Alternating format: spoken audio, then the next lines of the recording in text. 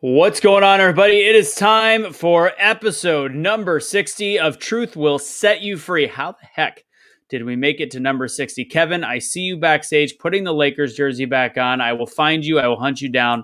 Unless this is your way of talking about, quitting in the end of the game, or maybe that's part of the Simone Biles conversation we have. I don't know. Anyways, guys, please start to share this episode. Go ahead and hit the thumbs up, hit the hearts. I need to see as many people hitting thumbs up and like and hearts as humanly possible, as it trips the algorithm to sharing this to more people. If you are on YouTube, please go ahead and swipe the comments off to the side if you're on your phone and hit the hearts and thumbs up there, and then make some comments. Let me know where you're from. I see all the comments coming up. Barbara, what's going on? Kat, what's going on?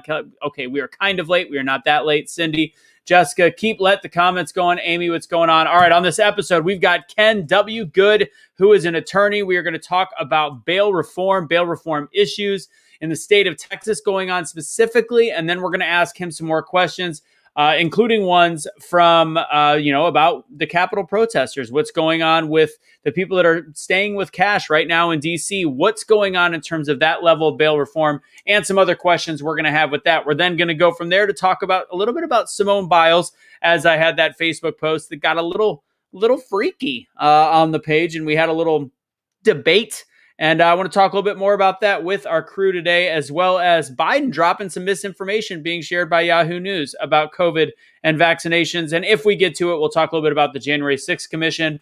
Let's go ahead and get the show started. Ladies and gentlemen, share it out there. Do us a favor. Hit the like button right now, starting in 30 seconds.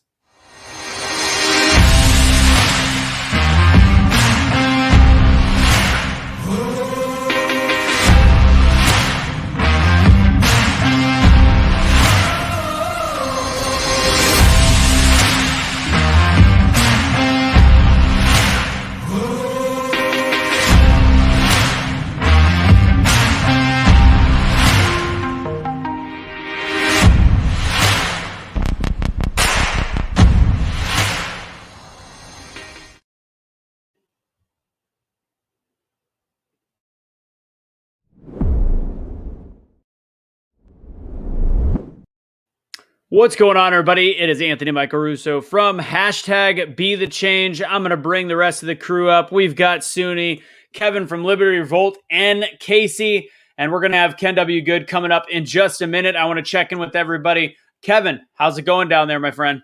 It's going great. It's been hot as hell, but Colorado's doing great. Everything's going great. Check us out at Liberty Revolt. Working on getting some radio time coming up here, but appreciate you guys bringing me back on. Good idea. Radio time. Face for radio, 100%. Casey, yes. What's up, brother? Fantastic. Other than hot as hell, that's probably just created by Kamala and Biden. Let's just global warming. Climate. There is a climate crisis everywhere. Suni, I want to have a chat because I keep getting in my messages like, "Where's Suni been?" I know you had a really great live earlier today, and you know what's funny? Some of our regular followers have actually said they have not been watching for a while, and not just us, but politics in general, because of burnout across the board. So tell everybody a little bit about where you've been. I've been taking a break. Am I muted? No, you're good for once. I'm so sorry. No. I needed a break. Because you do get burnt out. Sometimes the comments, although I'm like, we're all really good at just being like, yo, these are comments, I don't care. But the comments it just irked me, and I needed to take a break. So in taking my break, I wanted to kind of expand the demographics of BetheChange and myself. I went to IG. And I grew a big audience on IG, kind of made a name for myself on there. So I'm bouncing back and forth between Instagram, YouTube, Facebook. And I'm just going to talk about things that matter. I'm not interested in politicking. I will always talk about politics. It matters. But I want to talk about the things that matter, things that we can control. And sometimes the things we can't control. But I definitely needed to take a break. 100%. I took a long break. Dude, I got you. I take every like 3 or 4 weeks. I'm like, all right, I need a. This is getting insane. Yeah. And we had a great group call. It was because we were trying to talk about the last few episodes. We've just been getting heated with each other, but the whole thing is, and this is going to continue with our Simone Biles conversation that we're going to have a little bit later, is and Suni might take a nap during it because this isn't her. That wasn't her speed. But No, I won't. I will. I'm gonna give. Yeah, don't worry. But the whole thing is, I watched the chain of events on my page my personal page when I simply said Simone Biles is not the GOAT, and I said why, and I said tell me why I'm wrong. And you know what? The chain of conversation, some of it was a little harsh, some of it was in disagreement, some of it was this, but it was everybody brought their personal perspective, and for the most part, there was no hate. There was just like, I think you're wrong because, which in the United States of America, we are allowed to disagree, and as long as we have a background. So that was the way we have a conversation. In our call with Suni, Casey, our internal team, when we were talking about, sorry, Kevin, you're not quite there. You're not quite there yet. I'm so offended. Thank you for saving my time and keeping me out of it. Kevin's just not tan enough yet. He's still too young. Oh man, but we had this conversation. I was like Suni, I love when we argue because people think we're always going to be in our echo chamber. And there was little to no hate in that Simone Biles conversation today. And you know what? There was a comment saying, please take it down because this is spreading division. And that's not the truth. When we sometimes state something from one direction and our echo chamber, which is a lot of you guys, goes, yeah, woo! That's actually more divisive than having a good conversation. And I'm not shaming anybody for questioning me on that. I'm just saying, let's think logically of what this show is all about from day one. And it's having the hard conversation. So that's what we got. Facts, man. Facts. That's Russo's out. So Suni and Casey will run the show. And we need to have, I think, and this is my new quote, like the truth is uncomfortable. It just is. It is. And it's not, anytime you're hearing the truth and if you feel good and you're just chilling, you're lying to yourself, man. You just are. Yeah. And a lot of people are lying to themselves right now, but it's okay, because I'm going to burst your bubble. I'm back. People say they want to have the uncomfortable conversations, but their idea of what an uncomfortable conversation is like is nothing. It's like, let's get really uncomfortable with this. Their idea of an uncomfortable conversation is being like, I feel uncomfortable saying this. Don't you agree? Mm-hmm. But we've got some great comments on the side.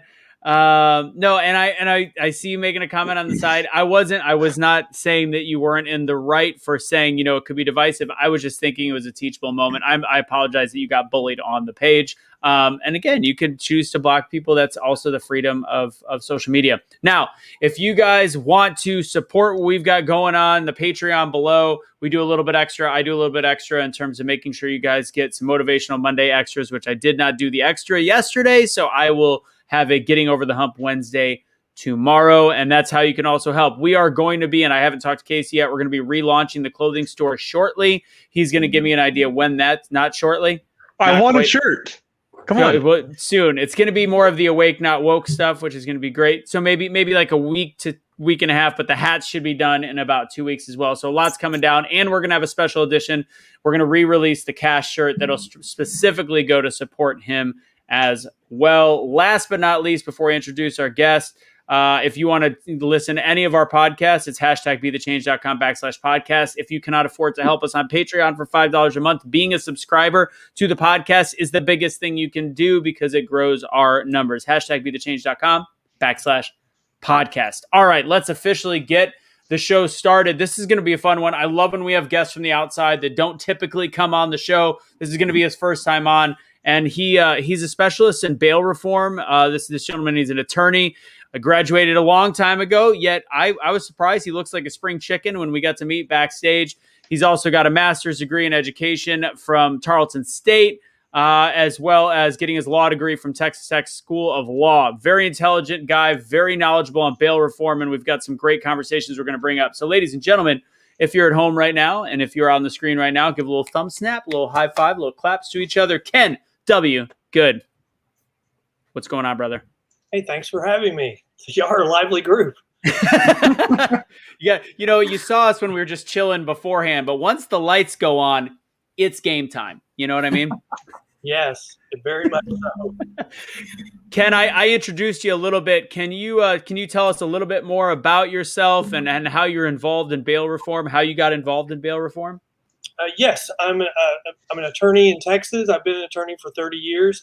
I've been started out practicing law, representing doctors and hospitals when they get sued. I started doing a lot of appellate work, so I've argued in a lot of the appellate courts across Texas. Bondsman had some default judgments, and so someone asked, "Who do you hire?" And they said, "We need an appellate attorney." And so I fixed that situation for the bondsman. I guess word spread, and my practice grew. I represent several insurance companies as their Texas counsel. I'm on the board of directors for the Professional Bondsmen of Texas. I've argued the two most important cases involving bail law in Texas before the Court of Criminal Appeals and won them both.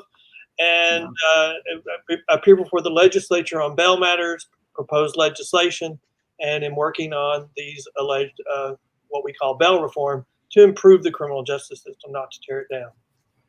Excellent. And Ken, as some people don't know in the audience, everybody right now in the United States of America knows what the Texas Democrats did by leaving the state during, legislature and how big of a deal that was. What people everybody thinks this is just about voting laws, but in fact, it sounds like there is something going on in the state. And honestly, I didn't even know, and I usually pay attention to local laws and state laws, that there is a huge bill trying to be passed regarding the actual bail reform system. Is that correct? What exactly is going on in the state of Texas regarding that, and what are you working on, and how are you involved? Well, this is the third session that we've had bills proposed for bail reform. The last two sessions before that, they've ended in stalemate. This session, we had a bill that passed the Senate with a proposed constitutional amendment to allow more people to be held in jail without bail. And then it was before the House. It was right behind the election integrity bill, and the Democrats delayed it till 11, and the deadline was to vote on the bill by midnight. They couldn't delay it any longer, and so they walked, and depriving the House of a quorum. Once they walked, it also deprived them of a quorum for the next bill, which was our bill. And so we got pushed to the special session along with the election integrity bill. Again, the same thing. They started the same place they ended. We made a few changes to the bill. It's already been voted out of the Senate with the constitutional amendment, which requires a 2/3 vote of the House and the Senate. And so we're now just waiting for the House to come back. So once again, the election integrity bill is holding up bail reform. And as Senator Huffman, who's carrying the bail reform bills, did on the floor of the Senate, she read the names of 5 or 6 victims in Houston who she claims died because this bill was not passed during the legislative session. And that if this bill had passed during the legislative session, those people would have been allowed to be held in jail, and their victims would not have been murdered. Wow. Casey's going to have a question for you in a second. If you guys could do me a favor, we've got a decent amount watching. We're a little over 130. We're starting to hit numbers again, which is good to see with some of you guys sharing the page consistently. But I need you guys to either give me a thumbs up, a heart, or the care symbol if you can. And if you have the resiliency in your gut to share this out there, please share it on the count of 3. 3, 2, I just skipped 2. 3, 2, 1. Go ahead and share this out there. Casey, what's your question for Ken? Well, first of all, numbers are hard, so I get counting. No, my question for you, Ken, is what will the bail reform bills, what will they accomplish? So are they, with them being so close to being passed, like what is the main goal of these bills that you're talking about? Well, I think the number one goal that the bills do is requires a magistrate to review a criminal history before setting bail. The bills are named after Damon Allen, who was a trooper who was killed by someone he stopped on a traffic stop. And the reason why he was killed is Mr. Black, that was the name of the driver, had been arrested for assaulting a peace officer in Smith County. He had a significant criminal history, but the magistrate didn't look at his criminal history, so he set a low bond. And then when the criminal history was brought to his attention, he raised the bond, and that's the reason why there was a warrant when he was stopped on the side of the road. And so the major part of the bill, in my opinion, is requiring magistrates to review criminal histories before setting bail. And I think there's other parts to it in training for judges on setting bail. But I think the major change will be reviewing criminal histories as a requirement before setting bail. Current law allows it as is something the court has the discretion to do, but this will require it as a mandatory thing that the judges have to do before setting bail. Why is there pushback on that? If you don't mind me asking. That's what I was thinking. The problem on bail reform is not on those types of issues. The big problem with bail reform is how do you magistrate large groups of people through your county jail in our big urban areas? Because you've got massive numbers of people, and how do you get those people through the jail quickly and efficiently? That's where we have huge fights and disagreements. Historically, Texas has used bail schedules. The federal cases have involved lack of procedures. Then there's misrepresentations about what that has actually done. And so now in Harris County, they're just simply releasing people on a $100 PR bond. You see crime increasing because that was a failure. It was a failure in New York. It was tried when it was tried. And so the real fight on bail reform is how do you handle these large groups of people in our urban areas? And I don't know if our bill actually does a good job on addressing that. Now, what it does is allows a county to use a bail schedule, and it codifies what the federal courts have required if you do that. But I think some of our big counties don't want to do that. They just want to do a simple release, which does not work, has been a failure. And so I think this bill says they can't do that anymore. So they have to choose between a bail schedule or individual magistration, which they can't afford to do. So there's still a fight ahead on what to do when the bill passes.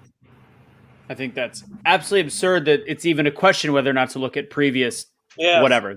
It's insane. Suni, I believe, do you have a question for Ken? If I you can? do. Since we're talking about not looking into criminal history or patterns, how does this factor in public safety? Like, how does all this figure into that? That's a really good question. And I think that the way I would address that, I would say, is what are you trying to do on criminal justice reform, bail reform? Are we trying to set up a system that meets the constitutional requirements, like has procedures to protect the poor, or are we looking at a system that's just fair? Where we get into trouble is when we look for fairness. When we talk about public safety, we want to make sure we protect the public. I mean, like in Harris County, when somebody's as long as they're not arrested for certain crimes, they never see a magistrate. They're just released on a $100 bond, no matter how many times they get arrested for that crime. So there's no gatekeeper. Nobody is doing an individual magistration. So when you look at these types of releases, you're looking at public safety, and you want to make sure whatever you set up protects the poor, but you won't want to set up a system that allows career criminals to take advantage of the criminal justice system. I think what we're seeing is we're sacrificing public safety in some of the reforms across the country because we're trying to set up a system that in the end allows career criminals to take advantage of the criminal justice system. I'm not saying that these people don't have good intent, but they're not thinking through the reforms that they're proposing, and the end result is they're allowing the criminals to take advantage of them.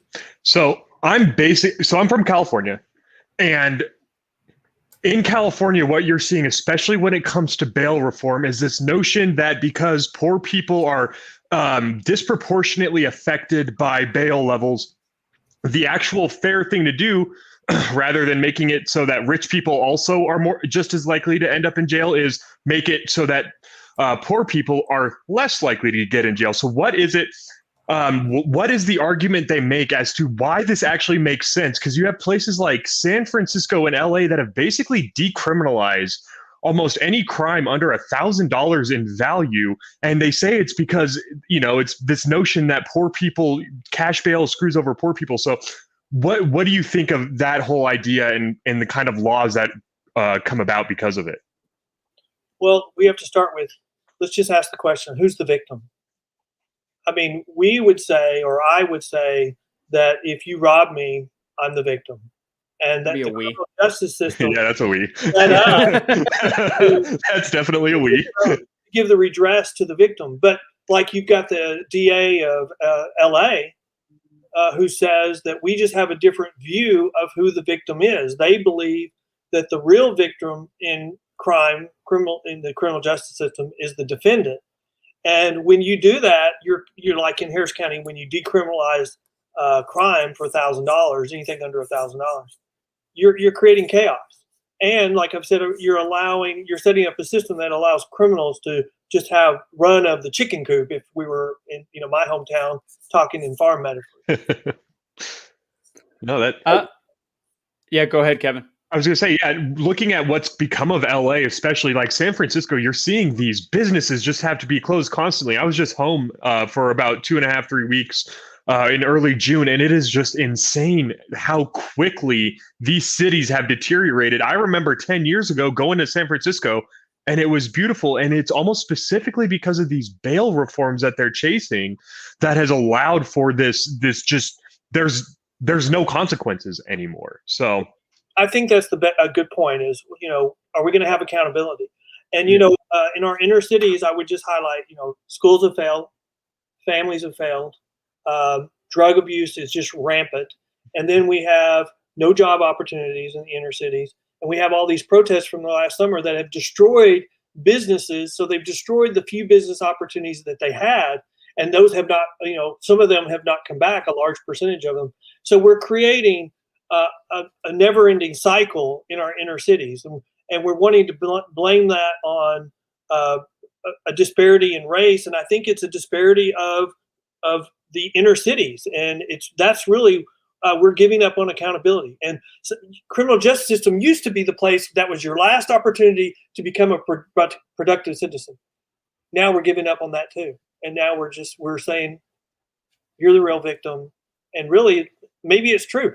We have victimized you your entire life, so why we should not let the criminal justice system victimize you either? I don't think that's right. We need to be accountable. We need to set a high standard for people. Maybe that comes into consideration on punishment, but it should not be guilt or innocence. I mean, if otherwise we don't have a society. Yeah. And I have a different spin on a question here on what your perspective is. After hearing all of this, it makes me think, but do you believe there is a school to prison pipeline? A school to prison pipeline. I do believe that there are cycles. I remember when I was in high school, you would have a mother of a teenage or a teenage mother, someone get pregnant, and then I'm actually now the age where I can recall their teenage daughter getting pregnant, and so I do believe there are cycles. And I do believe that if what we're currently doing is rewarding that cycle, and what we need to do is reward breaking the cycle, not continuing it. And so I think that I would argue that a lot of the bail reform that you're seeing nationally, especially in our urban areas, does create a cycle or a chain of poverty. And I think some of the reforms, especially when we're decriminalizing, so we're telling low-level criminals you're getting a green light. And so they start committing more crime. They get more brazen and they start committing larger crime. And once they do that, well, now you've actually made their situation much worse because you've given them a pass until they cross some line. And now they're looking at a much more severe penalty. And so we've actually created a worse situation for them by criminal justice reform. To me, it seems weird. It almost, their stance, the ones that stand against cash bail, their stance almost has to assume this notion that the majority of Black people would be criminals, or not the majority of, but like a very large portion. Therefore, it disproportionately affects them. If you're not a racist, pardon my French here, if you're not a racist asshole, you don't think that 98% of the Black population, 99%, just as it's basically about 2% of the population in general that commits crimes that send them to jail. If you're not a racist asshole, you're like, wait a second, the other 98% should not be punished for the crimes of the 2%. But it seems that these cash bail, what they're trying to do is basically in end punishes the law abiding simply for the fact that there's this soft bigotry of low expectations that goes into these laws. I agree with that. And I think, our criminal justice system is becoming, this situation where we just have no expectation for you to become a better person. I mean, we hear that first-time offenders are losing their jobs because they're stuck in jail. I don't know about y'all, but where I'm seeing criminal justice reform, there's no first-time offenders in jail. Like right now, the Harris County Jail is full. And the DA there has testified before the Texas legislature. It's full of very dangerous people because of COVID. They haven't been resolving any cases for over a year. And those people need to be in jail. Well, that creates another problem. Our jail is full. We've got low-level offenders who are not appearing for court. So how do we hold them accountable without costing the county even more money? And so, our judges, if you want to give them a good intent, are trying to walk a very fine line. But so I would argue, if you put accountability in the system, it's going to get worse before it gets better, because you're going to have to hold people accountable and show them there's consequences for them not doing what they're supposed to do. But if you don't do that, it's just going to keep with chaos. And so it's going to get worse before it'll get better. But you put accountability back in the system, it will improve.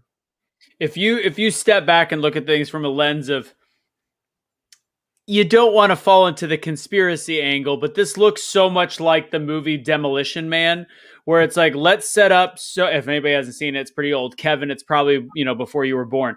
But it's literally... Doesn't mean I haven't seen Demolition Man. I have parents. My God. Oh my God, that's even worse. I have one. But still. So ultimately what it's doing is we've taken every element that we can to strategically divide our society. We're now giving a chance for light level or low level criminals to just be out on the streets that therefore become higher level criminals. We've now flooded the jail system. We've now taken a pandemic to scare the crap out of people. It's literally a playbook of destroying the foundation, not just of America, but the world. If you want to look at it from this really negative, pessimistic lens, I mean, just based on what you're saying, it could be really scary for somebody to look at. We're allowing criminals, especially, California, $1,000 or less. You could do whatever you want. There's a lot of crime that murderers commit that aren't caught for the murder, but they are caught for the under $1,000 criminal activity. That's the reason why we keep some crime off the streets. This could be a tipping point where it could get really ugly. Or am I wrong about that, Ken? No, I think you're right. And let's say, okay, well, let's don't be the total crazy conspiracy theorist, but I could argue a lot less craziness that 6 months before the last 3 or 4 national elections, we've had a push for some scandal, which was intended to bring out one segment of the electoral to make them mad, because so they would vote in higher numbers. And I would say that the result of some of our criminal justice reform, the push for decriminalization, is a result of all of those pushes 6 months before election. And now we're at the point, you're seeing it in our national Democratic leaders, that we're reaching a tipping point. And I would say Texas is probably showing the pendulum is starting to swing in the opposite direction, because their bail reform is the opposite of what some states have done. And you're seeing that even, the Democrats are saying, well, we're not the ones pushing defund the police. That's from the other side. So I think you're seeing, and I've seen a couple of articles where they're saying that they're expecting to be hurt pretty bad in the next year's election. So they're going to call that it was all because the real voters didn't vote. So you're seeing that people step away from these type of issues a year before the election. So I'm speculating that the internal polling on this stuff has got to the point where they cannot continue this. This will be the first national election next year where you will not see some big scandal to try to push and make a segment of the Democrat electorate mad, because I think it will turn off too many people. I think that's the point we are now.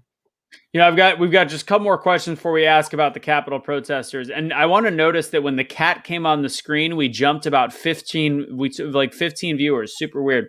Apparently we need more animals. All right. So the question I have before I get in, I want to go back to the state of Texas in a second, but with Kamala Harris, a lot of the Democrats, including Kamala, were big supporters, and I can't remember the name of it. One of our other hosts will remember, of the Innocence Project. Maybe I think that's what it was called. No, you're talking about the bail system they set up for the BLM. Yeah, that's not the Innocence Project. Okay, so what was that, and how is that something that the GOP is not slamming doors and showing facts on how negative that was? What was that? Explain that, Kevin, real quick. Oh yeah, so during the whole BLM Antifa riots, and I'm sure Ken, you would know way more about it. I think you might have said Ken, but I heard Kev. So, the whole BLM. Okay, good.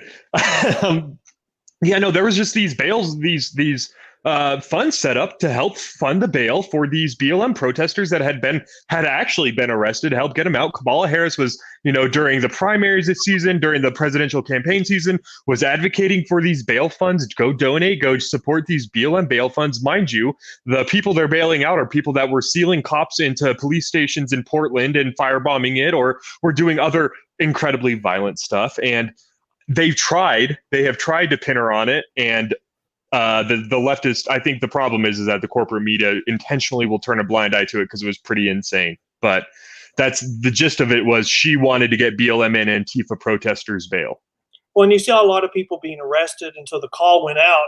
We need contributions because we need funds to bail out these protesters, these people who were patriots. And the problem is, probably 99% of them that had their criminal charges dismissed and they were released without bail. So now we've got all these bail funds with millions of dollars, and they're a solution looking for a problem. And so, in the Texas bill, they're putting some restrictions on bail funds, but they're just transparency argument or requirements. They have to disclose who they bonded out. They can't bond out dangerous people and people who are poor. Suni, what is that right there? Is that the this is actually the fund. That's the fund. Yeah, Yep. the Freedom Fund. Freedom Fund. There it is. And it expanded out to even more states to cover California, Portland, everything else, like everything that was going on. And I do want to ask you though, Ken, so even if we get a bail system put in where it says, even if it gets radical and it's like all people are required to be in jail until end of their trial, something obviously it's not going to happen.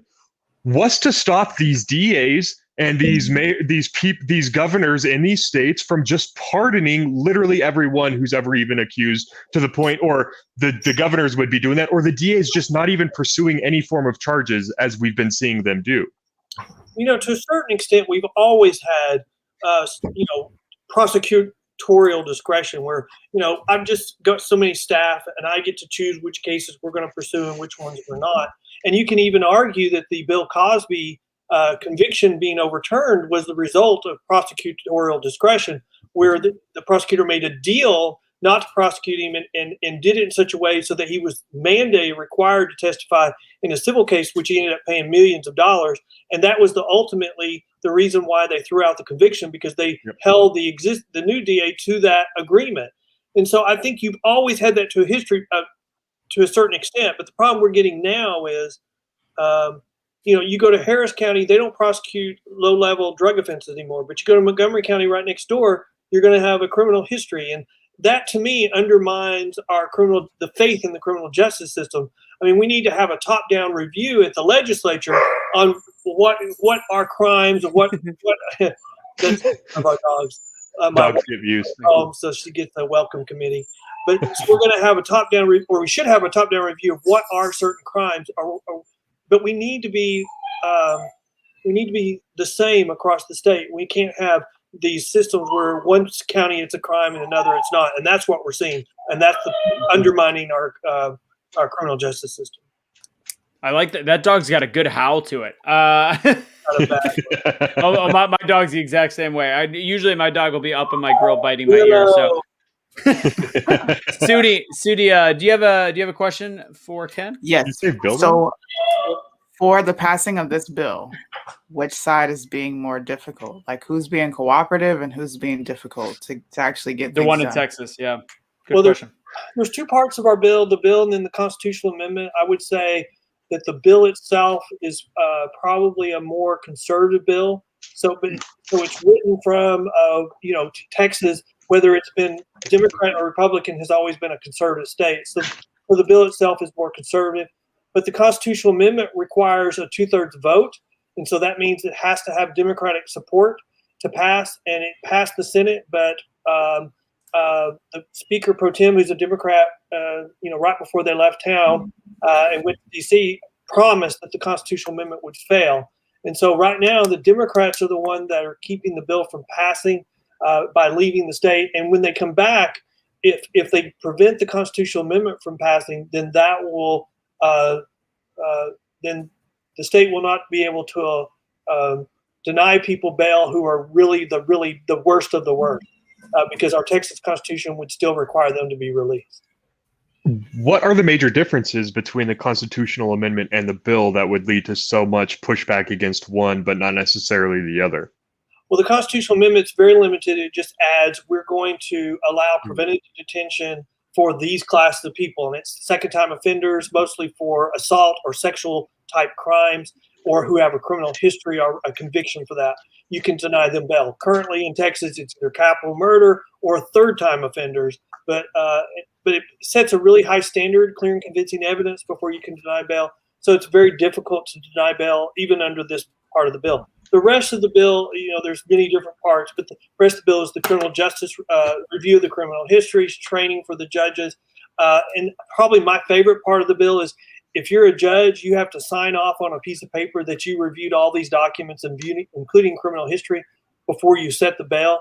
And I promise you, when someone is released on a bond and then they kill somebody, that you're going to see that document on the evening news. They were released because it's a public document. They were released from jail by Judge Ken Good, and that's not going to be pretty.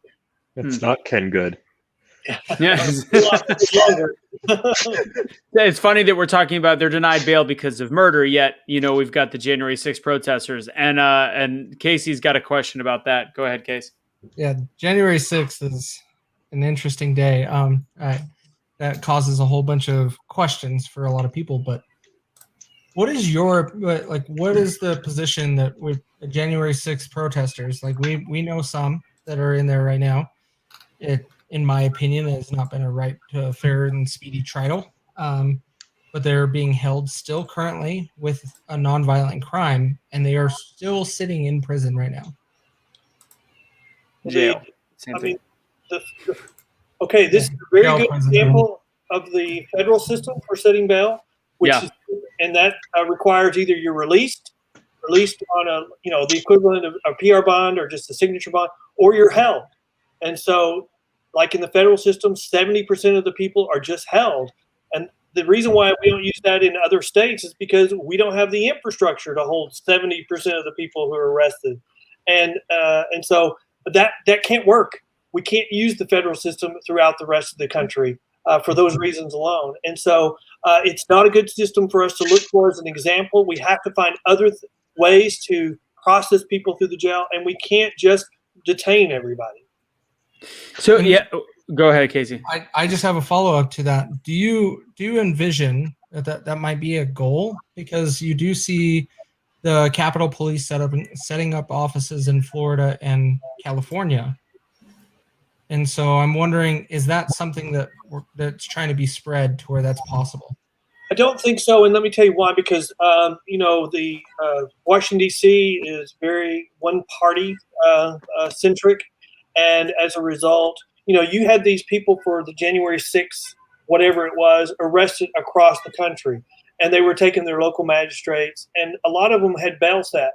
And then that order was sent to D.C., and then you had a judge, I believe, in D.C. set aside that and ordered them to be taken into custody if they were allowed to be released and brought to D.C. So I think I believe you're seeing the impact of one side of the political process having a big influence. I think that's not true. We don't have another state, especially Florida, where the state is 90-something% one party. So I think it'd be very difficult for that to spread somewhere else.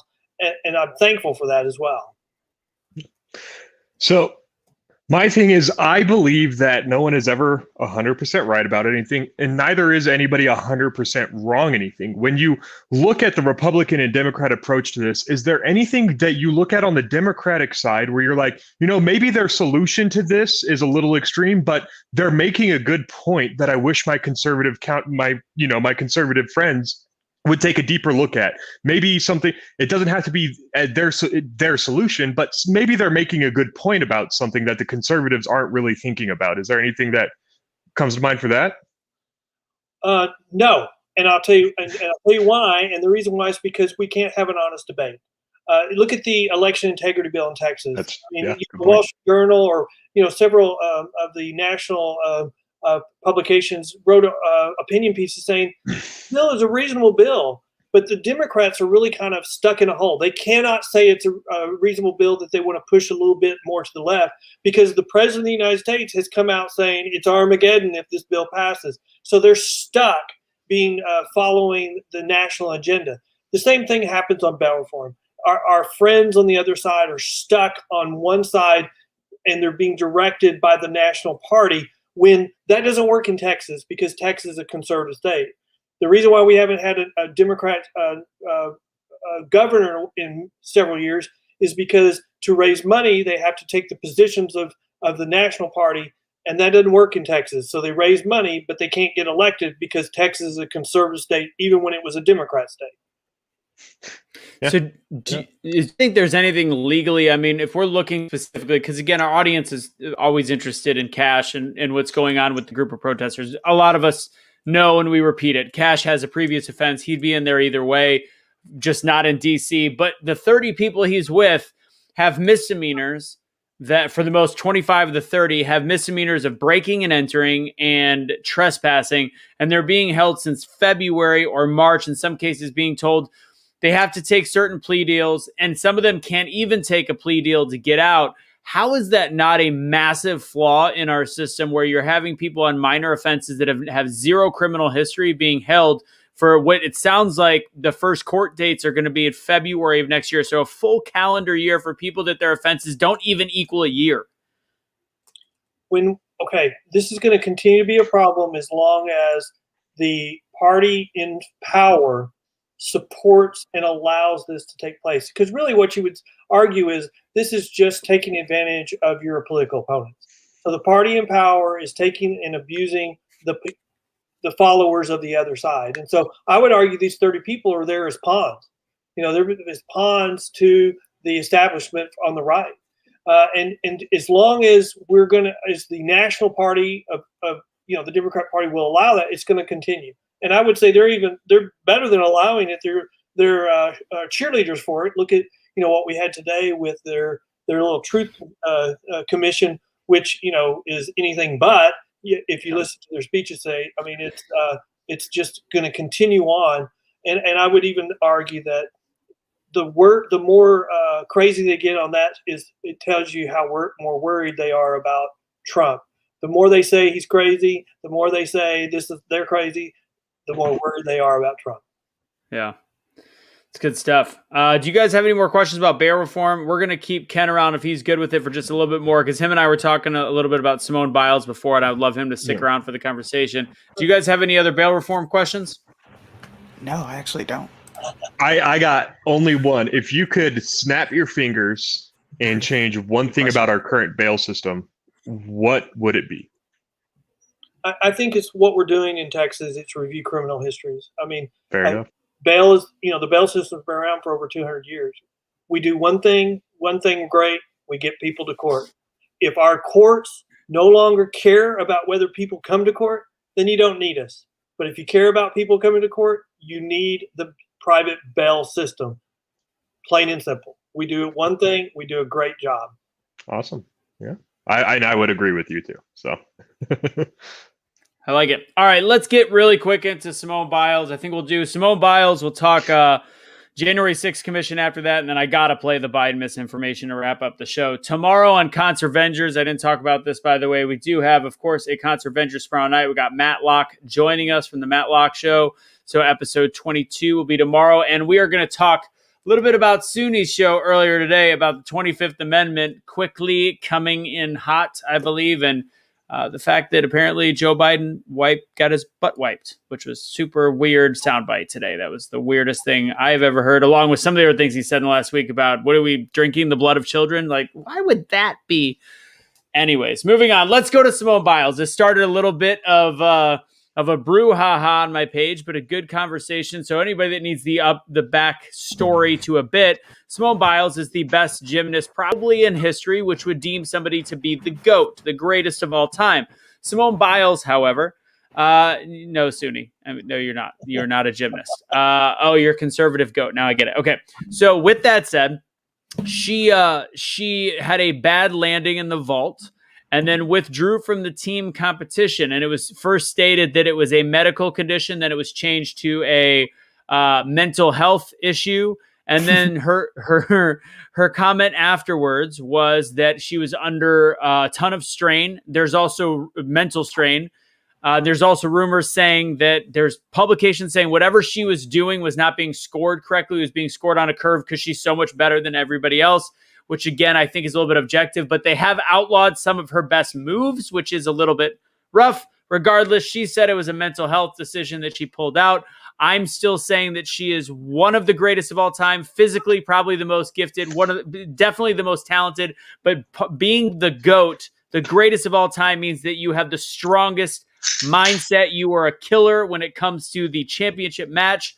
And I said, prove me wrong. And there was a whole lot of debate. So does anybody want to go first on if you think that Simone Biles is still the GOAT? And the reason I brought this up, by the way, is I saw it in an article.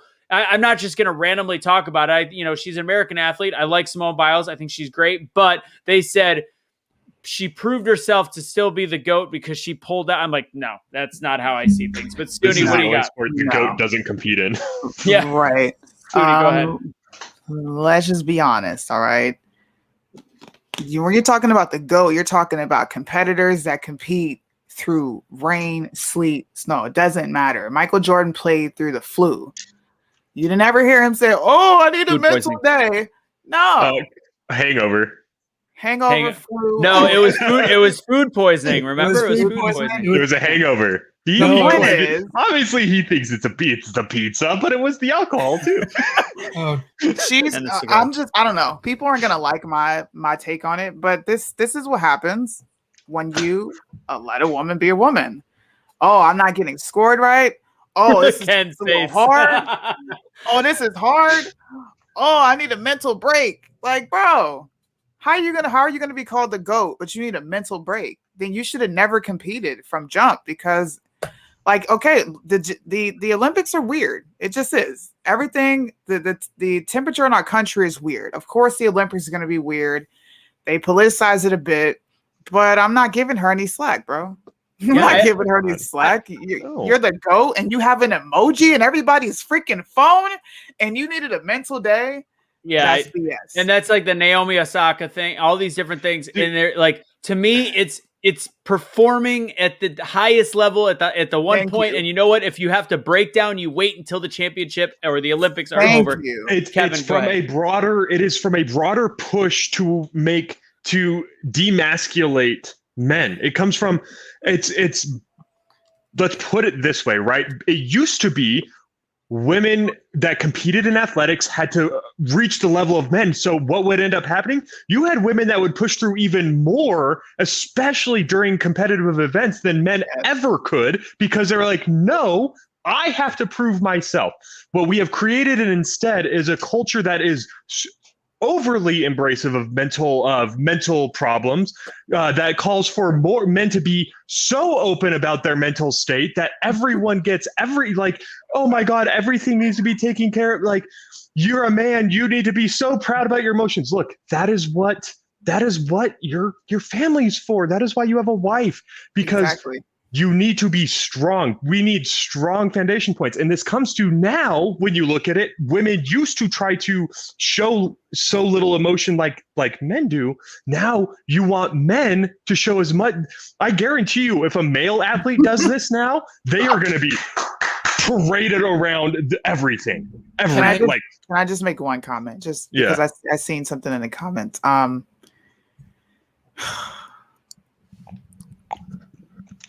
When are we gonna stop with the emotional antics to draw sympathy? I've been sexually assaulted. All right. I'm right there with you. I put my business out on Facebook for everybody to know. People saw me have multiple breakdowns. It is what it is, bro. We experience it. We get past it. But making that an excuse for why she couldn't compete, that's a crock of shit. I'm sorry. Before we go to Casey, and here's my point, and I want to make a very specific point, because that I am not taking anything away from her as a human being. I'm not taking anything away from her talent, being probably the most talented, gifted person on the planet, and how horrific sexual abuse is to anybody. I cannot take that away. But we are talking specifically about one terminology called the greatest of all time, which when you're the greatest of all time at your sport, it's got nothing to do with your upbringing and past. It's got to do with how you perform on the field of battle. Michael Jordan's father was murdered, and he won championships. He won 3 straight championships. I have been sexually assaulted, both in childhood and adulthood. And Jesus freaking Christ, I am sick and tired of that being used as this.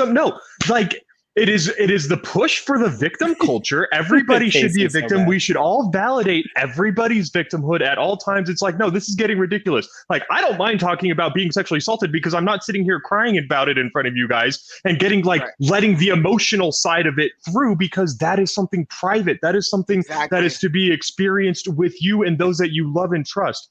Not to say you can't do that publicly. But for Simone Biles to bail on her team, at the highest level, you can't be the GOAT if that's what you do. The GOAT fucking wins. That's all the GOAT does. The GOAT wins. The greatest. Or they die on their shield. If she was, if it's okay, I'm gonna have Ken go next because I know he was watching. No, you're good. He was watching last night. The thing is this: if she was being scored incorrectly, I know the back. Everybody's like, do your research. I know what was going on. They said that she was being scored differently, etc. The one thing that the greatest of all time and that the hero does is they go out on their shield. They find a way to go all the way until there is nothing left. Now, there were things said in the comments that I was like, I can see some differences. But Ken, you were actually watching. I think you said you were watching when she pulled out during the vault. What are your thoughts on this heated exchange as a group where we all seem to agree? Well, I feel like this is the Michael Jordan fan club here because I kind of agree. But, I grew up in the Michael Jordan era. I don't remember Michael Jordan saying, I'm the greatest, I'm the GOAT, I'm the GOAT, I'm the GOAT. And so what I grew up with, other people talked about you being the greatest, not yourself. Now, maybe Muhammad Ali is the exception, but that's the mindset I grew up with. But I would also argue that from the last couple of weeks in the tryouts, you could see the seeds of this. You could see the mistakes being made team-wide and by Simone. And maybe Simone's just trying to do too much. She's got her own gym. She's got all these new skills. She's trying to push herself. And you could even see commentators the night before saying, oh, Simone is so much better. She's going to give us a cushion to make for all this. So when we got there, she's like, she's got to be extra good so that we'll have that cushion for our just average people. And I can see why that would get to her. But I do think, you can't be disappointed. You can't be anything but disappointed in her, because when her team needed her the most, for whatever reason, she wasn't there for them. And it wasn't because of a physical injury. And I'm not trying to downgrade what she went through, but when her team needed her the most, she wasn't there. Yeah. We're going to really quick say goodbye to Kevin. He's got to roll out as well. Yeah. And Ken, stick around for just a little bit longer if you can. Kevin, take it easy. Give a shout out to what you got going on and where you're going or whatever you got. Thank you so much. Check us out. Well, we're out of time. He had to run. Damn it, I didn't get it up in time. We're over here.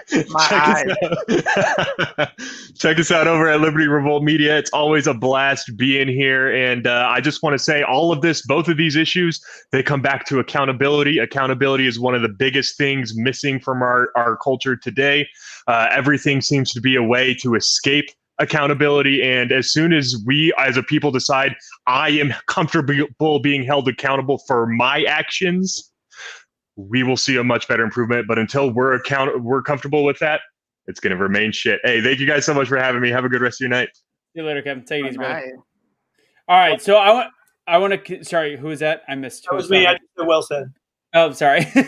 My bad. All right. So I want to go more because I started thinking, what is, the GOAT has to do with championships. And that was another issue with, in the beginning of LeBron James' career, he never hit a game-winning shot. Like, it took him years to get there, and people were already calling him the GOAT. And I was like, I can't be a part of that conversation. I used to like LeBron James. But when you're talking about performing, and people used a couple references, they said Michael Jordan quit when his father died. He did not quit during the championship series. He quit after the season, then went and played baseball, and you could say that's for his father or gambling. There's a whole bunch going on. But fact is, there's no chance in hell he was going to leave during the middle of a championship series. And then two, people say, well, mentally she wasn't there, so she could have risked major injury. I'm not saying it's not a valid excuse to pull yourself out, but let's look at Carrie Strug, who landed during the 1996 Olympics, landed with one fucking leg. Like, she had every reason to pull herself out, and she said, I was going to do it for my team. Now, that is something that a GOAT does, even though the talent-wise, she has, to me, if you want me to say GOAT, the GOAT of the Olympics, although Simone Biles has more medals than any other American female gymnast, I believe. I'm like 99.9% sure. And she's one of the greatest of all time. I get it. One of the greatest. The greatest moment, the GOAT moment, the greatest of all time moment goes to Carrie Strug sticking that in 1996 because she did something that was physically impossible because she was so strong in mind, had such a competitive spirit. She had the Kobe Bryant Mamba mentality, Michael Jordan mentality, Muhammad Ali saying, I will not lose mentality. And I think that that's just lacking in the fact that we're playing into the fact that she still deserves to be considered the best in the world is just, it sounds about right for America in 2021 to allow that kind of behavior to be considered the best of the best. Facts. I'm going to use a term a little bit different, and yes, facts. I 100% agree. Take it the same direction, but it comes back to leadership. When you are the GOAT or you're the best on your team, you lead your team. And when you quit on your team, what does that say? That's why this is such a big conversation. Like, you would not see Kobe Bryant, Michael Jordan. You wouldn't see some of the older guys that are like Mutombo. You wouldn't have some of them just walk out on their team and be like, sorry, I can't do it. They don't. They are leaders, and leadership is important, and we are losing that in our country. And we are losing that in developing that in our kids. So when they actually come up and they actually get into these positions, they have true leadership. We don't have that anymore. Like, we still struggle with that at my current work. Like, it's not there. Yeah. And so you need to actually have a leadership mentality. And when you are the GOAT, you are the number one to where you lead the team and you set the example of we need to do better. Go back and watch The Last Dance with Michael Jordan. He held his team accountable. Even his first year coming into the NBA, he was like, no, I don't do that. I don't do that. I don't party late at night and that. We don't do that. He did have... Go ahead. Finish up. Sorry. Well, he just didn't like it. Like, yeah, he might have had a couple stints, but it was not the MO. You don't have the Golden State Warriors crapping on the Utah Jazz because they don't have a nightlife. No, you play basketball. Why are you worried about a nightlife? Yeah. And so that is where leadership comes in, and that is what would be done. And Simone had the opportunity, and she did not do it. That is where I'm very disappointed. And there's some... Go ahead, Ken. We can't have an educational... a hard educational or intelligent debate on issues anymore. I mean, we're now teaching our young that you argue, and if somebody disagrees with you, you just say, you're stupid, or you're an idiot because you don't agree with me. And so we're not teaching even our kids anymore on how to defend their positions, because even in our politicians, they can't defend their positions anymore. So they just say you're an idiot, or you're a crook, you're a right-wing fanatic. And so we're losing a generation on just being able to debate issues. Like, this is just a really good example. I mean, we ought to have some fundamental things that we all agree on as a country. Like, we ought to be able to all agree she let her team down. At the very least, she let her team down. We should all agree with that. Now, are we critical because of, I mean, we can disagree about whether we're critical because we're not in her head what's going on. But there should be some, I mean, even if we think she's a GOAT, which I, probably 5 years ago, I didn't know what was. I just thought it was an animal. But we're now at the point where we can't even agree on some certain things. Like, we can't even agree from a certain mindset that she let her team down. And we ought to be, as a society, as a United States of America, we ought to be able to at least agree on something as silly as that in the debate. But if you're defending her, you can't even agree with that. Yeah. And you know, what's interesting, Ken, is there's some people saying that because she was being scored difficultly and saying that she didn't have it, that she actually helped her team by withdrawing from the competition. And to me, I get where that mindset can come from, but to me, that shows a mentally weakened society where we think that that's even an option. If you are the greatest, you go, no matter what is going on. And to answer Kelly's question, did she call herself the GOAT? No, but what she said in the interview was, the pressure of being the best got to me and broke me down. The pressure of being considered the best.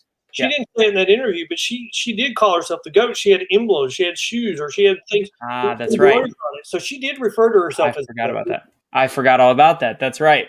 But yeah, I mean, she talked about the fact the pressure of being held at a higher standard as the greatest in the world is what broke her. And is she physically and skillfully superior to all other gymnasts? Yes, 100%. And if you are physically and skillfully superior to all other gymnasts and you don't win, not because you didn't try, but because you quit, then you are no longer the greatest of all time. And I can't think of another female gymnast that's better than her. But I just think it waters down the greatness of all the other great. I think it's just hard. I can see the pressure, and Ken and I talked about it before the show, that this year is different. They're going through a lot of different things. The American team is facing a lot of political pressure. There's also everybody separated. There's no fans. There's a lot to be said about why this is so much harder than other years. But when it comes down to being the best in the world at something and being considered the best of all time, that shit doesn't matter. And as of this morning, we can list 4 girls from Russia who have the gold medal, who scored higher than someone who many people call the greatest of all time. There you go.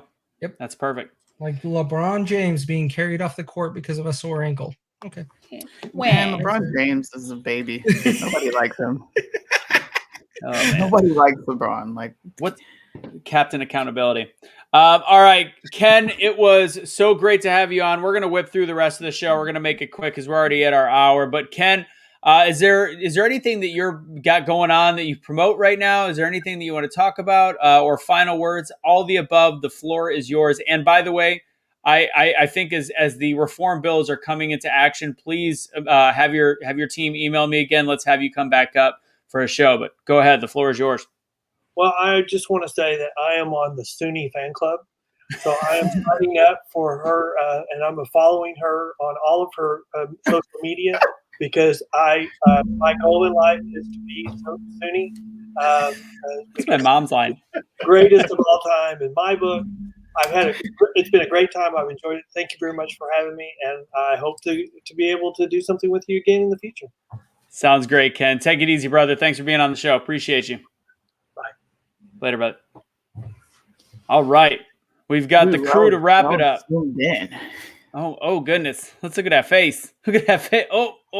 Look, right. Look at this skin, man. Flawless. Let me stop. What are you saying blacks don't crack? It don't. God.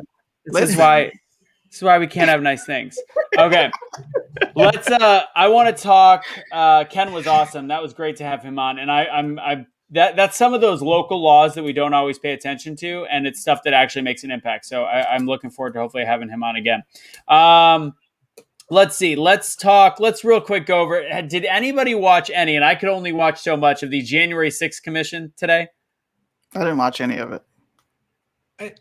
I had to vomit 3 times during it, and so I just I had to vomit. I tried. I literally tried multiple times. And I'm like, lies after lies after lies. And I was like, I can't deal with this anymore. So I had to turn it off. Can I ask a dumb question? Go ahead, Bruce. How were you? We had cop after cop after cop. Yes. And there was cops crying. There was the cop that slammed it. Wow. Wow. Got so excited. See? I had a feeling something bad would happen. That was funny.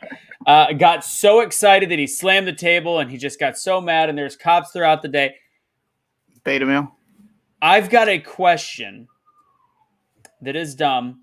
Why was this such a big deal when we have not heard of a police officer talk about what they went through during the riots of 2020 through 2021 and current, when there was actual police officers that were killed in the line of duty during the riots and BLM protests with zero investigation, zero conversation. All of a sudden today they're using the police officers that were, which I agree, some of it was sad and some of it was bullshit because people should be better. But why were they putting them on a pedestal all of a sudden today?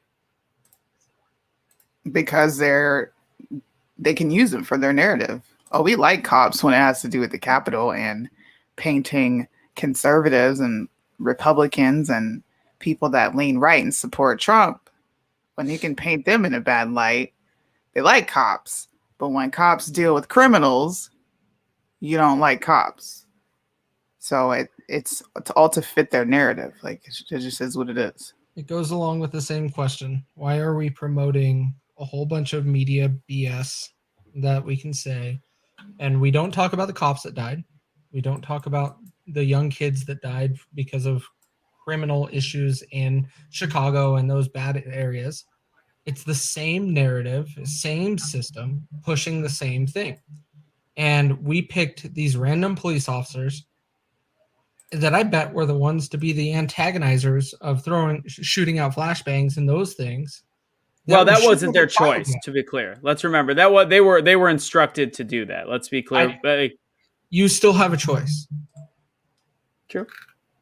And that's where there was no reason to fire that when it happened. And there's multiple videos of it, and I have plenty. Oh, I was there. I know. We were all standing there and random flashbangs just being thrown all over the place and Right. rubber bullets for a peaceful crowd that turned a little different apparently later, which I didn't even see. But it's what they're doing is ridiculous. And the fact that, I watched a couple comments on different social media pages, which much to my chagrin was, I looked at MSNBC and they were sharing it and people were like, hero, way to speak up. And I didn't see one negative, not a negative about that police officer, but not one person questioning this bullshit narrative when you've got this going on in the country last year. So I did a quick search. This is what happened in all these different states, all police officers. Police officer had a brick thrown at them. Asbury Park, several protesters arrested. Officer was injured. Atlanta.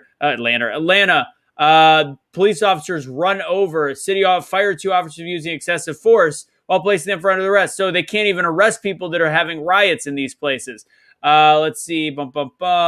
Trooper offered minor injuries. Buffalo. Let's see. Where's the deaths? There was one in Oakland. Officer was saved by a ballistic helmet when a bullet struck the protective covering. 15 law enforcement officers hurt during Saturday's protests in Columbia, South Carolina. Chicago Police Department reported that 132 of its officers had been injured during violent riots. Like, this is absurd that it has never even come up. Absurd. And we're worried about this. Well, that's what I was getting to is I put it in the private chat, but one of the videos that really frustrated me. I remember this one. Last year about abuse against officers. And I know that's not really a term people are used to, but they literally threw a trash can lid at an officer, knocked him out, and no one came to his recovery. No one. Like, eventually another officer was there, but what the hell?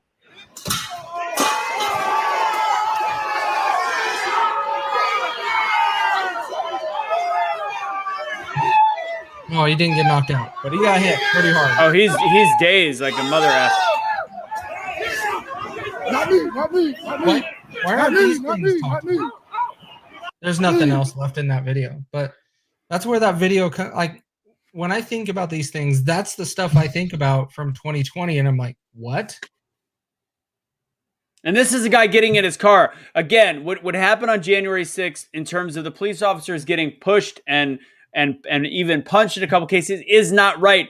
But the time that happened was when there was a pushing match going on, which is not okay. But this was a guy getting into his car. You've got police officers off duty. You got ex-police officers like David Dorn. Nobody gives a shit. And then all of a sudden, Democrats are putting the few police officers that are willing to speak up on a stage to talk about how horrific the day was, completely ignoring the last 400 and something days of absolute ridiculousness around the country and a lack of give a shit. I remember another clip of the Chicago police officers protecting a monument last year during a BLM riot where there was water bottles and bricks being thrown to about 40 officers in one area trying to hold the line of this place, of this statue.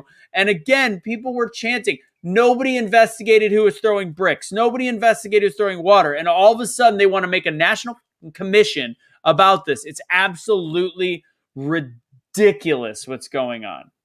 Oh, and let's be clear. Nancy Pelosi is the head of the same commission that she should be investigated for as the person that never once said that has never once even commented on the fact that Trump asked for extra forces, asked for the National Guard, and she denied it. And nobody in the media is even questioning this.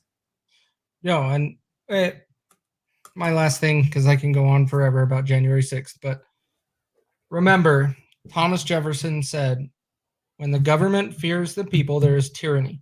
When the people fear the people fear the government, there is tyranny. When the government fear the people, there is liberty. And that is how I'm starting to look at this scenario. It's more and more those things that our government is just if you want to talk about oppression, that's real oppression. Is our government is not caring about anything.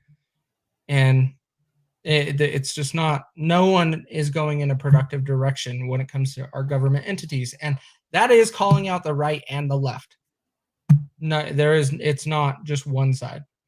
Agreed. You guys want to get into Biden real quick before we wrap up? Bitey, please. Captain Bitey Pants. Which one? Sunnis from today? No, we're going to get into that for Conservengers hopefully tomorrow. I think the news will still be fresh, even though I guarantee you it'll be fresh to Biden because he's already forgotten about today.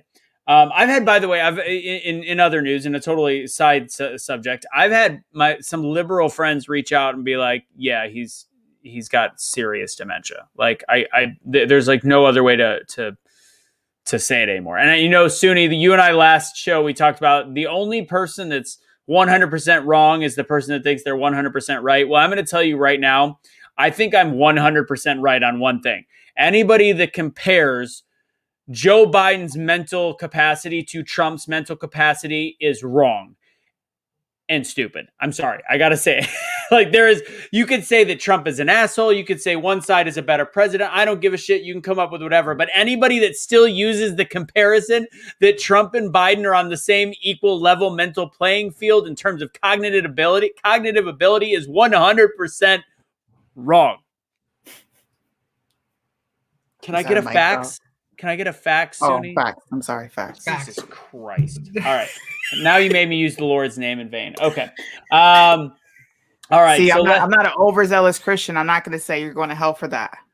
And well, it's already hot as hell, so it doesn't matter. All right. So this is where we're going to talk Biden, who actually shows that he has no handle on what's really going on in the country. And then I'm going to give the actual stats, which the stats even are really funny because they make zero sense. But regardless, so I'm going to go ahead and play this TikTok. By the way, I'm banned off TikTok until tomorrow. I got pulled to SUNY because apparently you can't share a video.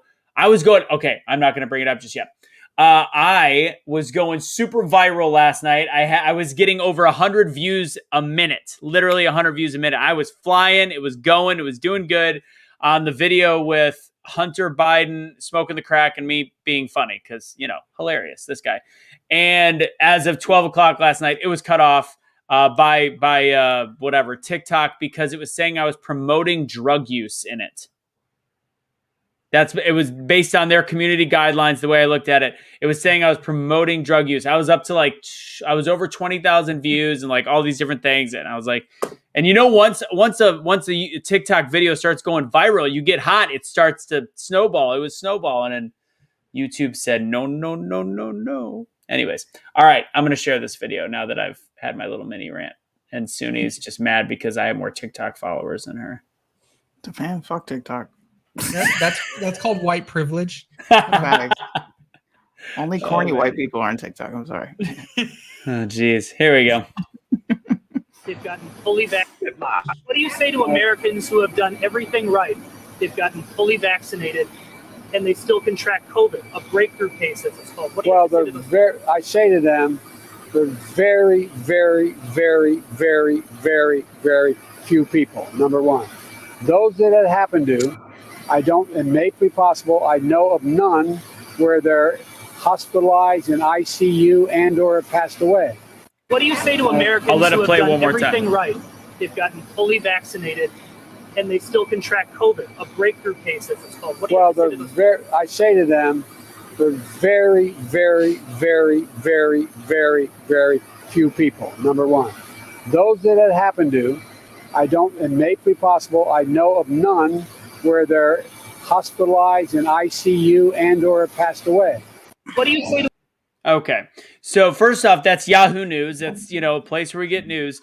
So to give Joe, the head of the country during a pandemic, the actual statistics is if you look at National Geographic, NBC, there's a stat that was just released, I believe yesterday. This was 5 days ago that he spoke. 5,904. And also I want you to hear Casey Orsuni, tell me what's wrong about this sentence in the first place. 5,914 COVID-19 related hospitalizations and deaths out of 161 million. That's where Suni and I were looking. Oh my God. What the hell? I'm sorry. I was distracted. I think Joe Biden's full of shit, and Joe Biden doesn't know that he's full of shit, but he is spinning what they write down for him to say and what they whisper to him in his earpiece. They don't want to tell the truth about what's actually going on, and the fact that vaccinations don't prevent you from getting it, nor do they lessen your symptoms. It's BS. So agreed. What's wrong with this sentence, Casey? Did you hear what I read? I know we were looking at the comment, but it's all right. I'm listening. Repeat it. No, you're good. You're good. Yeah, I could see that comment being distracting. 5,914 COVID-19 related hospitalizations and deaths out of 161 million. He said that? No. This is a National Geographic. This is an NBC, like all news. What's the matter with that sentence? You want me to give it away? Yeah. So I was trying to search how many vaccinated. By the way, that was out of vaccinated people. Sorry, I was trying to search how many hospitalizations were from vaccinated people and how many deaths were from vaccinated people. They don't have a difference right now. It literally just says 5,914 COVID-19 related hospitalizations and deaths out of 161 million vaccinated people. How do we not have a separation? So right now, that's such a low number of hospitalizations because they're claiming this 3%. They're saying 3% of the people in hospitals right now have COVID-19. Or I'm sorry, have had the vaccination, which, by the way, makes no sense compared to other countries that are 40, 60 numbers. But we apparently only have 3%, yet they're not disclosing hospitalizations. They're grouping hospitalizations and deaths. Either way, that makes what Biden said is complete and utter misinformation, which based on every press conference him and Saki it to me keep saying should be banned from the internet. They're misinforming the American public, and they just let it slide. If you're going to be the side of everything has to be based on science and perfection, when there's blatant information that you are 5,914, that's a pretty big fucking number. Am I wrong? No. Bullshit. The other thing, so with the video that Joe Biden said, and screw this random person that's bored. But you can call me a nigger. I like being called a nigger. Thank you. But when we look at what Joe Biden said, it is 100%, which is what Russo implied earlier in our team chat that we have. Talked about. It's misinformation. People have died after getting the vaccine. Yeah. People still have got COVID after getting the vaccine. We know this. 100% accurate. People have. And he's like, it's very, very, very, very, very little. I will tell you right now, here in Utah, the number of people, because Utah's actually tracking it, the number of people that actually got COVID that had the vaccine is increasing by 1%, just under 1% a day. Right. What's the big deal? So how is this helping? And you go back and look at the death rates, and most of the people that are getting the vaccine don't even have an impact, or if they have a medical condition, so be it. See your doctor. That is your doctor. It's between you and your doctor. Your government should never be telling you what you need to do for medical advice. That is your doctor's position, never your government. 100%. And so that is the stance that everybody needs to start looking at this. Why do we ask the president? Why should we get the vaccine? Why is the vaccine not going through the roof? Why is DeSantis pushing the vaccine? The government should never be telling you to do anything to your body from a medical standpoint. That is your doctor's position. Period. And they just changed up the VAERS, VAERS. They changed it up to say that we were accidentally taking things from other countries, so they actively reduce the amount of deaths directly related to the vaccine. What's funny about that is it's still, even after they've reduced it, still over 6,000. So they said they took out the ones that aren't accurate, but they've left 6,000 in there, which pretty much the CDC is admitting that 6,000 are accurate. You can't make this shit up.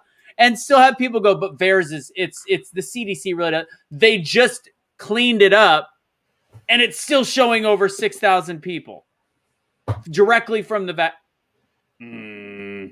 This is frustrating, super frustrating. I realized I just said the V word way too much. So we're gonna find out if this video exists tomorrow. Who cares? Let's see. I'll just keep reposting it up here. It's just. So there was one last article, and then we'll wrap it up. There was an NBC News, and I'll show this. This was in the article. Why? Because I saw this with my own two eyes. Let's see, Jason. I saw this. I didn't take a screenshot of it because I was going to save the article, and I saved the article, and it was gone later. Let's see, where is it?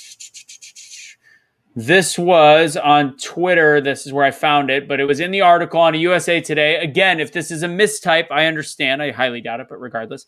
NBC News citing unnamed officials aware of the decision reported it comes after new data. This is about remasking for the vaccinated individuals, which makes actually more sense for the article, by the way. Reported it comes after new data suggests vaccinated individuals should have higher levels of virus and infect others amid the surge of cases driven by the Delta variant of the coronavirus. So if this is in the article that is literally talking about the importance for the vaccinated to start masking again, that would make sense that was a comment made. Anyways, this has now been retracted from the story. But here's the weird part. In media, in news, when there is an edit made to a story, it will usually say on the bottom, edit 5:04 p.m. This is the change that was made. It is now no longer anywhere near the article on USA Today.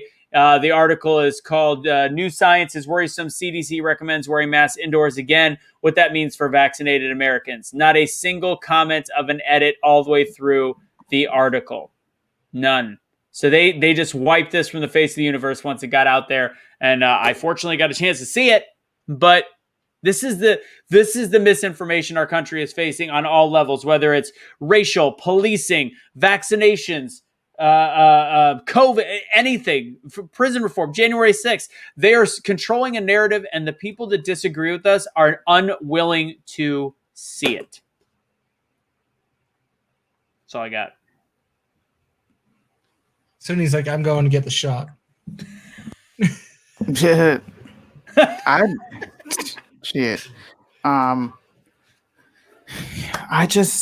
This stuff is a distraction. Like COVID, the V word, the jab, whatever you want to call it. It's a distraction from what's actually going on. I agree. And it has all of us distracted. And I'm just like, nah, I'm going to stay focused on this right here.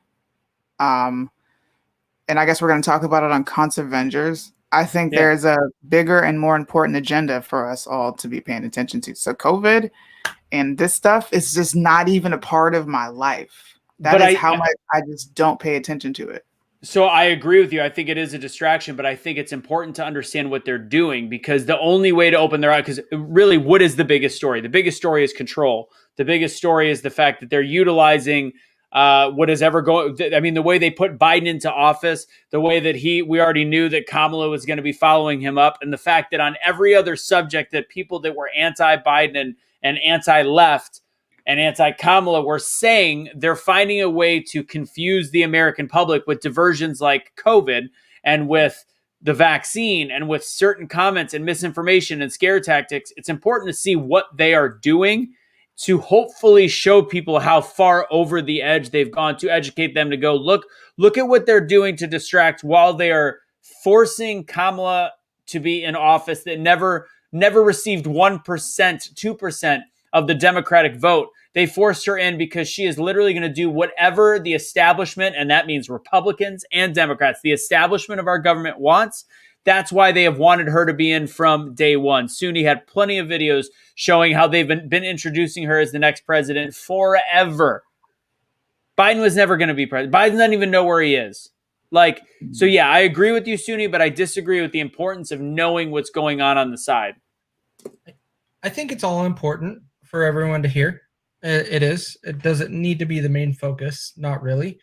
And Suni, this is where I'm going to disagree with you a little bit too, is the president our main focus? Or should we be worrying more about our local governments and figure out how we can fix it there and then take back more control within the federal government?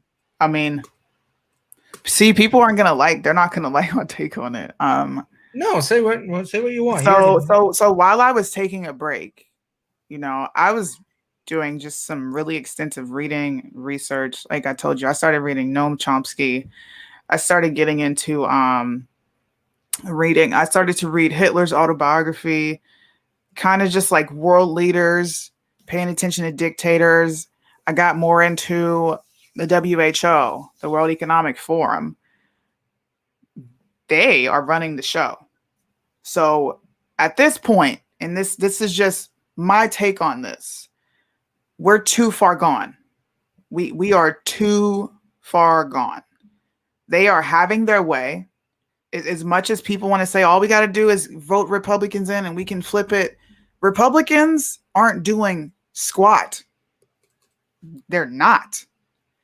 They're not even. How many Republicans are campaigning for 22? You know what we talk about? California.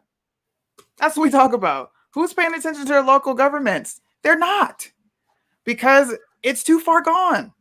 You need to be paying attention to what's coming and what's imminent. The UN is in our country. Okay? They're here under the guise of racism. It's crap. They're not here for racism. Why do you think they're pushing this infrastructure bill? It's the Green New Deal. I'm just saying, people look at it. I'm a long game person. I think everybody knows that about me. I don't like looking at what's in front of me. I want to see what you're doing behind the scenes. And this is just what I have been paying attention to. This is what I have come to terms with. And the only thing you can do is you just prepare. Like there's nothing that we can do at our level to change a damn thing. They have removed power from us. They just have. I'm just not in denial anymore. I'm not going to sit in denial, and I'm not going to feed people hope. I'm not doing that. So that's why I'm going to go full circle and agree with you, Suni. I think we're at a point where, we talk about local government. I do believe that's important. I do believe that's key. And I think getting active in it right now is one of the last lines of defense. Getting active with your school boards, getting active with, and not like a little bit about worrying about voting in 2022. If there's a chance for it, great. I don't know if we will make it to then as the country that we know it. So it's time to speak up. It is the time where if you truly want to fight, you speak up. You're not afraid to lose your job. You're not afraid to hold the line. You literally find what is most comfortable for you. What is most uncomfortable for you, and actually start to do it. I'm with Suni on this one. Now this circles back to what I was saying before.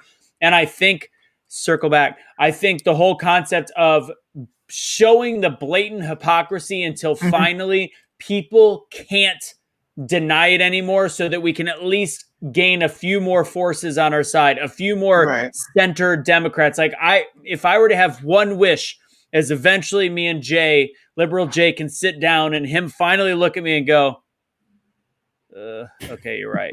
Like, that's all I want. Literally, that would be the best Christmas present I could possibly imagine. And honestly, the ability to, the reason why, and this goes back to why I think it's so important to keep looking at COVID, seeing what they're doing, like Kelly said in the comment box about the lockdowns, and blatantly showing how things have changed, how the goalposts have changed, how we have been consistently right. Yes. And I'm going to be very clear. We're not part of the Q group. We're not talking No. about March and August and all this shit. We are specifically talking about things like the lockdowns. We're talking about how we were going to be forced to have vaccinations, how we're going to lose a job. And it's changed and it's evolved so much from the beginning, going, oh, you'll never have to worry about like the freedom of choice. You got Gavin Newsom literally saying it's the same as making a decision like a drunk driver. It's saying that not getting your vaccine is the same as drunk driving. This is the America we are in.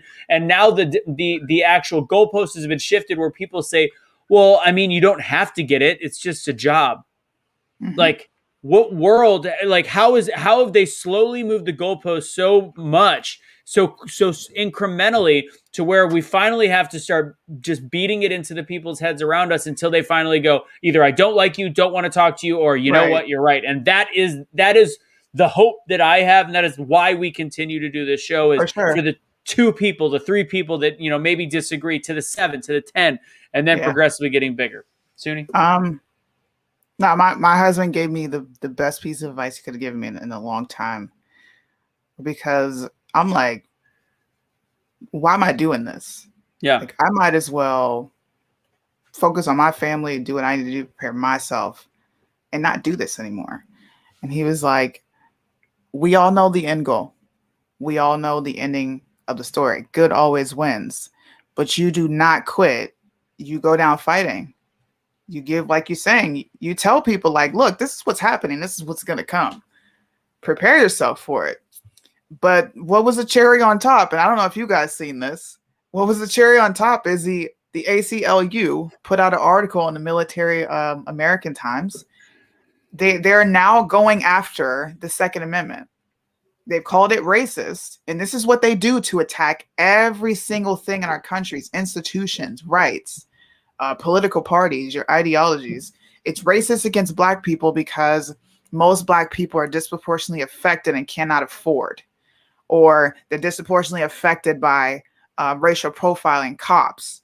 So everything that we hold near and dear to us is being taken. We no longer have a First Amendment right. That's gone. It's gone. It's selective. It's selectively gone, which means it's gone, because we, the people, is everybody. Yeah, no, I agree. And it's just, it's hard to start realizing the shift that we are having. Can you, that was a good question, Suni. Can you elaborate on that, your statement about the UN?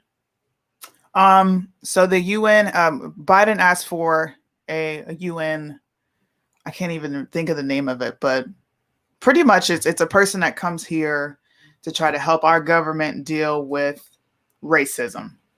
The UN is now in Canada. They're in 5 different states here, working with different governments, setting up shop to help us with racism. Now, if anybody can tell me where we need help with racism, when you have 2 white people, Black women here on the screen, speaking freely to a certain extent, then okay, I can see why the UN is here. The UN is a global conglomerate of different countries and organizations helping to keep us on the straight and narrow globally. It's the New World Order. It's the New World Order. You have the Capitol Police setting up in different states because we're about to federalize cops. I can get more into the UN. I would need a different show for that. If you guys want me to do a show on the UN, I will pull up every single article, video, and get into what exactly that means. But it's a great reset. Everybody knows that from Q.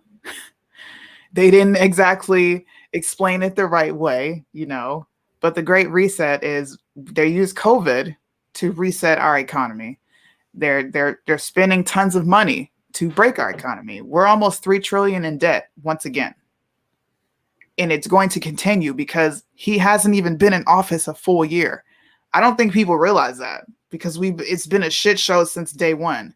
We're not even a full year into this man's administration. So if you don't know what the next 3 years is going to bring, I'm going to say hyperinflation, high taxes, and I think you're going to see another recession. And a female president. And absolutely, Kamala Harris is going to be your president. Joe Biden is gone. And we look at certain things like things that are happening quietly without any real news coverage, like the PCR tests have just been removed as emergency authorization. The EUA has been removed because their tenure ran up. They had to be renewed, and it wasn't given because of the inaccuracy of the test. And you know what's really crazy? And this is not a joke. This is not a right-wing, holy crap. This is, you're full of crap. Bill Gates and an unnamed man, which you can put the two and two together, who the other one, has invested about $15 million into a different testing company.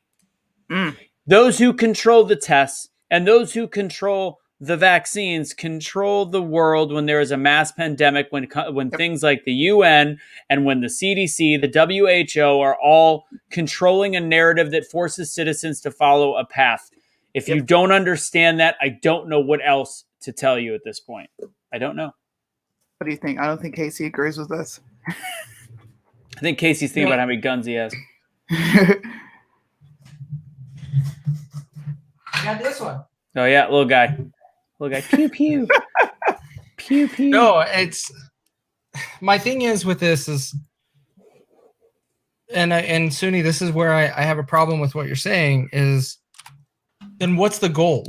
Why? Like, you're just sharing information, hoping other people do something. No. I believe in the Bible. All right. And if you read the Bible, and you don't even have to just read the Bible, you can look at history, you can look at world news, you know what's coming. This is God's will at this point. And we are not bigger than God's will. So sure. I am still going to tell people the truth because they're entitled to the truth. Whether they receive it or not, that's not my problem. My focus is, this is what you're facing. This is what we're up against. You can absolutely fight, but recognize that our government, capitalism, is going to cease to exist. Now, it may not happen in our lifetime. It may not happen in our children's lifetime, but it's coming.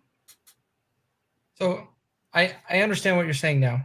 I was trying to think, I was like, where are you going with that message is what I was trying to figure out. But that makes sense. It's God's will, it's God's handling, and so it's already a course that is under His control, and so be it, right? Because that's fine. I was thinking a different direction. My thing is, and this is just a message for everyone, I see January 6th as the beginning of something big. I see January 6th, you will start seeing more and more stand up. You have never seen 35% of people in America actually want to secede from America. You have never seen percentages like that. So you are going to start seeing the people that actually are just done with the what's going on actually do it. And that's different than God's will. So I get what you're saying with God's will. I'm more of an optimist, and so that flag behind me is super important. And I mean, I get it. My husband serves the country. I get it. It's important to me. But I'm not saying it's not to it's you. not going to happen until this is at people's front doors. Nobody's going to wake up until it's at your front door and you're like, oh shit, it's too late. It's just not. People aren't going to wake up until that point. And this could be ignorant me, being in Utah. Mormons are naturally preppers. Yes. They store, they plan for a year of supply of food. We keep and bear arms for protection reasons. And here in Utah, so yeah, I could be a little bit ignorant because I surround myself with people that are hunters and have guns and have food supply and all of this stuff. If something was to go on, we're there. We're okay. But in other places, I might not. I could be ignorant. Right. So that's true. Can I just play this video? Because I'm telling you, this has been a plan since Trump got into office. This guy was never supposed to win. They never expected this. And Fauci said one of the most important things that people should hold. You should download this video. Download this video and challenge anybody. Question them. How in the hell did you know? Unless you made this in a lab, or you knew this was coming, or this was orchestrated. Let's see if you shared the audio. Did I share the audio? I think you did. She did. Damn it.